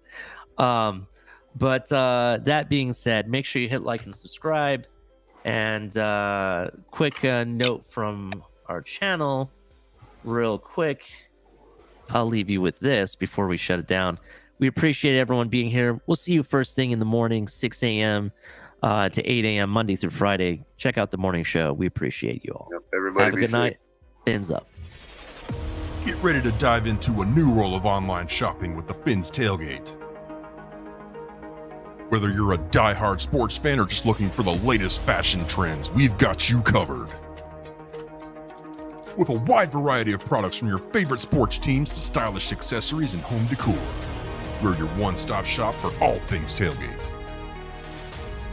Our easy-to-use website and hassle-free checkout process makes shopping with us a breeze. Plus, with frequent sales and discounts, you won't want to shop anywhere else. So come on in and join the party at the Fins Tailgate, your new go-to destination for all things tailgate.